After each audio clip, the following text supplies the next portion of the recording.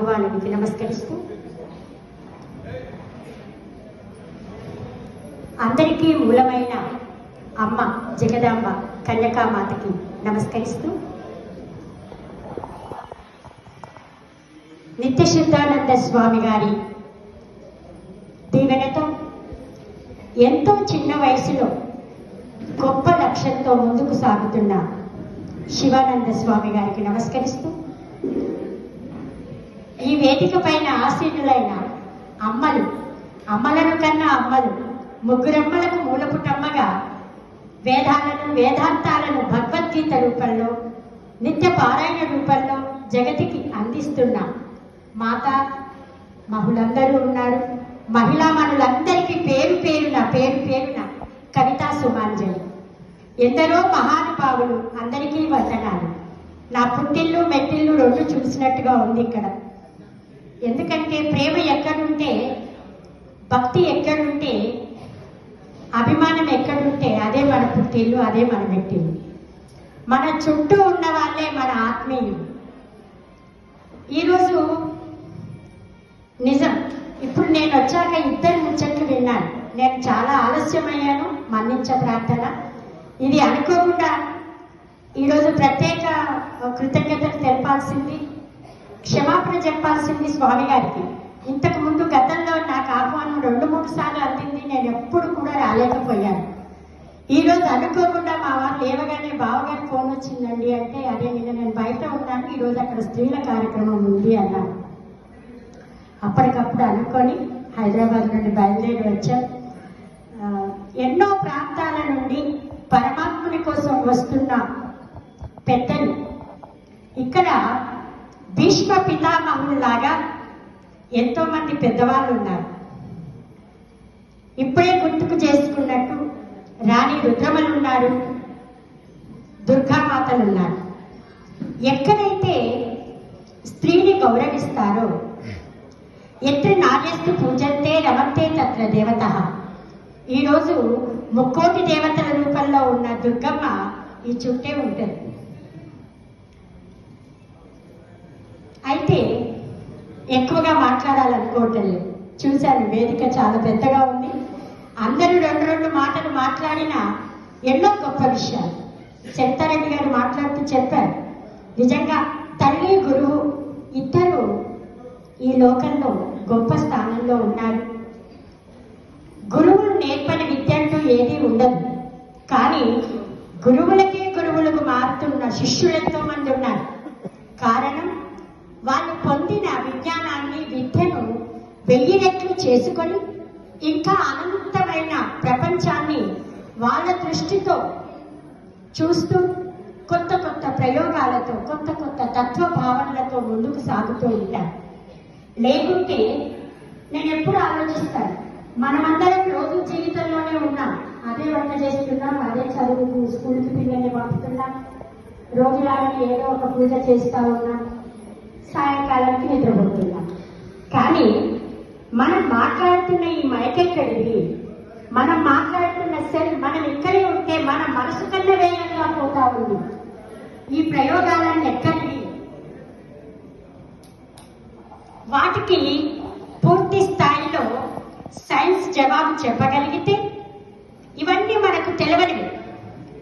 ప్రకృతిలో ఎన్నో ఎన్నో ఎన్నో ఎన్నో అద్భుతమైన శక్తులు ఉన్నాయి.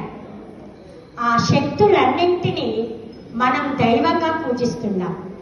3,000,000 దేవతలు ఎక్కడి నుండి వచ్చారు బాబు అంటే, మనను కన్న తల్లి నేల తల్లి.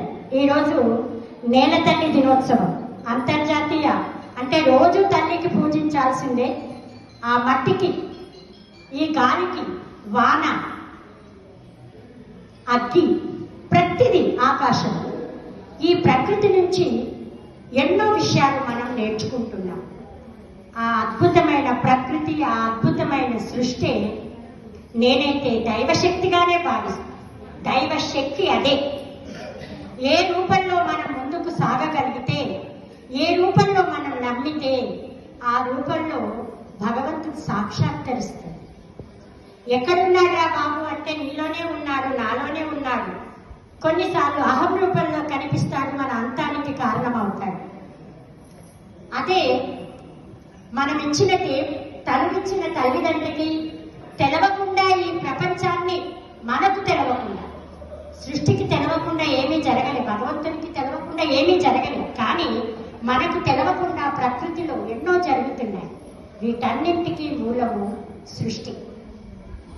ఆ అమ్మవారి రూపంతోనే బ్రహ్మ విష్ణు మహేశ్వరులు ఏర్పడ్డారని మనం చూస్తాం. అందుకే తల్లికి అంత ప్రాధాన్యత. మరి ప్రపంచ చరిత్రలో శివాజీని చూసాం, మన దగ్గర ఎంతో మందిని చూసాం. మన ఇంటిలో కూడా ఒక చెడుని వ్యతిరేకించే వ్యక్తి ఉంటాడు, మన ఇంట్లోనే పుట్టి పెరుగుతాడు. మనం ఆ చెడుని ఎదిరించే శక్తిని మొదటగా తల్లి ఇవ్వాల్సింది. తల్లి పిరికిగా ఉంటే పిల్లవాడు కూడా కొన్ని సందర్భాలలో పిరికివాడైపోతాడు. మనం స్వార్థంగా ఉంటే, స్వార్థం నిండిన లోకంలో వేషం నకిలే కాలంలో ఉండాలమ్మా తల్లిదండ్రులు దైవ భక్తితో దేహభక్తితో. దేశభక్తితో ఎవరైతే ఉంటారో పిల్లల్ని అలాగే తయారు చేస్తారు. మరి భగవంతుడు నవవిధ భక్తి మార్గాలలో మనం మంచి శ్రవణం చేసిన, కీర్తనం చేసిన, పాదపూజ చేసిన, అంతా నీవేనయ్యా అని ఆత్మనివేదన చేసిన 9 నవవిధ భక్తి మార్గాలలో, నవవిధ అంటేనే 9 నవవిధ భక్తి మార్గాలలో ఏ రూపంలో కొలిస్తే ఆ రూపంలో మన వెంటే ఉంటాడు. ఇది నమ్మి రుజువు చేస్తున్న మీ అందరికీ వందనాలు. ఇది నిజం. ఎవరి పనులలో వాళ్ళం ఉంటున్నాం, కానీ దైవ పనులలోనే కొంతమంది ఉంటున్నారు. వాళ్ళందరికీ ఎప్పుడూ నేను మనస తల వంచే ఉంటాను. ఎందుకంటే రోజు కొట్టుకునే జీవన మార్గం నుంచి ఒక ప్రత్యేక మార్గం కోసం తప్పిస్తున్న వాళ్ళను మనం తప్పకుండా మనస్ఫూర్తిగా వాళ్ళను ధన్యవాదాలు చెప్పాలి, అభినందించాలి. ఒక 4 రకాల గుణాలు ఉంటాయి మనిషికి. ఎవరైనా కష్టపడితే అబ్బా అని ఆనందించే వాళ్ళు కొందరు, కానీ అది మంచి మార్గం కాదు. కష్టపడే వాళ్ళ చూసి కరుణతో చూడగలగాలి. మంచిగా ఉన్న వాళ్ళతో స్నేహంతో ఉండగలగాలి. వీడు మంచిగా ఉన్నాడు, వీడిని అరిచేసి మనం ముందుకెళ్ళొచ్చు అని వాళ్ళని మంచినంతా స్వీకరించి వాడిని వంచి తొక్కిపోయే ఆలోచనలు చాలా మందికి ఉంటాయి. అలా ఉండకుండా స్నేహ మార్గంలో ఉండాలి. కష్టం వచ్చినప్పుడు కరుణతో ఉండాలి. ఎక్కడైతే మనకు గజేంద్ర మోక్షాన్ని, ప్రహ్లాద చరిత్రను, మార్కండేయ చరిత్రను, సతీ అనసూయ ఇలాంటి దైవ భక్తి కలిగిన వాళ్ళ చరిత్రను చూసినప్పుడు వాళ్ళు ఏ స్థితిలో ఉన్నా వాళ్ళ యొక్క మంచి మనసు, దైవానికి అంకితమైన ఆత్మ వల్లనే వాళ్ళు గొప్పవాళ్ళు అయ్యారు. ఈరోజు మన భారతదేశం విశ్వమంతటను లోకం పుట్టిన వేళల్లోని వేదం పలికిన పుణ్య ప్రదేశం. లోకం పుట్టిన వేళల్లోని వేదం పలికిన పుణ్య ప్రదేశం. జగములు మెచ్చిన భగవద్గీతకు జన్మను ఇచ్చిన పుణ్యక్షేత్రం. విశ్వమంతటను వినుతుకెక్కిన భారతదేశం మనదేలే. భవ్య జీవితం మనదేలే, భవ్య జీవితం మనదేలే.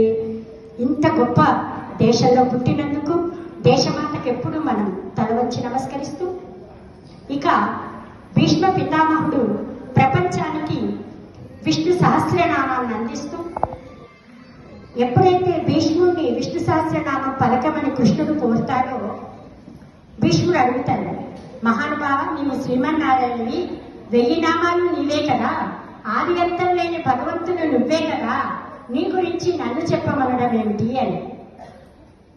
మనం తిరుపతి కొండ ఎక్కడానికి చాలా ఇష్టపడతాం, కానీ ఆ తిరుమలేశుని గురించి చెప్పుకోవడానికి అన్నమయ్య అనే ఒక కీర్తన చేసే వ్యక్తిని తన గజ్జగా పుట్టించుకున్నాడు, తన గొంతుగా పుట్టించుకున్నాడు భగవంతుడు. ఏదైనా ఒక మంచి పని జరుగుతున్నప్పుడు అక్కడ మంచి జరుగుతుంది అని చెప్పాలి అంటే తప్పకుండా ఇంకొకరు ఉండాలి. మన వెంట మన నీడ ఉంటుంది. వెళుతున్నంత వరకే నీడ ఉంటుంది. నీలో మంచి ఉన్నంత వరకే నీ నీడ నీ వెంట ఉంటుందని మనం గ్రహించుకొని అలా కృష్ణుడు చెప్తాడు, అయ్యా భగవంతుడి గురించి చెప్పడానికి కూడా ఒక భక్తుడు ఉండాలి, లేదా ఒక పెద్దవాడు ఉండాలి.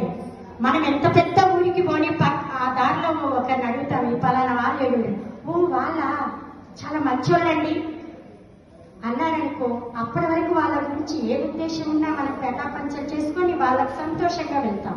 వామ్మో వాళ్ళేంటి కాండి అన్నారనుకో, మనకెంత అభిప్రాయం ఉన్నా దూరం అయిపోతుంది. అందుకే నోరు మంచిదవ్వాలి, పలికే నామం మంచిదవ్వాలి. అందుకే ఎక్కువగా పూజలు చేస్తానో చేయనో కానీ మనసుతో భగవంతుని ధ్యానించే గుణం నాకుంది. రమ్మంటే రాడా శ్రీనాథుడు, ఆ భగవంతుని రూపాన్ని నేను రాసుకున్న పాట ఇది. రమ్మంటే రాడా శ్రీనాథుడు, వరములిమ్మంటే ఇవ్వడా వెంకటేశుడు, వెంకటేశుడు. అన్ని రూపాలలో మనకు దేవుడు కనిపిస్తాడు. భక్తితో వేసిన తులసాగితో తూగాడు బంగారంతో కాకుండా. అలా భక్తి బాణాన్ని వేయండి, భక్తి బాణాన్ని వేద్దాం, భగవంతుని తలుచుకుందాం. ప్రపంచంలో స్త్రీని ప్రాధాన్యత ఉంది, మంచి మార్గంలో మన పిల్లల్ని నడిపిద్దాం. మన ఇంట్లోనే మొదలవుతుందని గుర్తుపెట్టుకోండి, అదొక్కటి చాలు. మంచి అయినా చెడైనా మన ఇంట్లోనే ప్రారంభం అవుతుంది. మంచి కోసం తపన పడదాం, రేపటి భవిష్యత్తును తీర్చుకుందాం. ధన్యవాదాలు అక్కగారు. Thank you.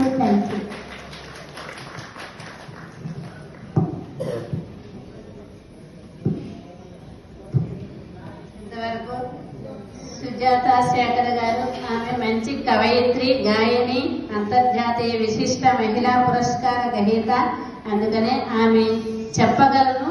చాలా మంచి విషయాలు భగవద్గీత గురించి, సమాజంలో ఉపయోగపడే విషయాలు చాలా అందించారు. ఇంకా ఇంకా భగవద్కృప వరకు ఉండి ఇట్లాంటి మహిళా సభల్లోనే అన్ని సభల్లోనే ఇలాంటి మంచి విషయాలు చెప్పేవారు ఉండాలి. అటువంటి చెప్పే శక్తిని భగవంతుడి ఇవ్వాలని ప్రార్థిస్తూ వారికి సభాపూర్వకంగా ధన్యవాదాలు సమర్పించుకుంటూ, ఇప్పుడు మీరు ఇంతవరకు వేసి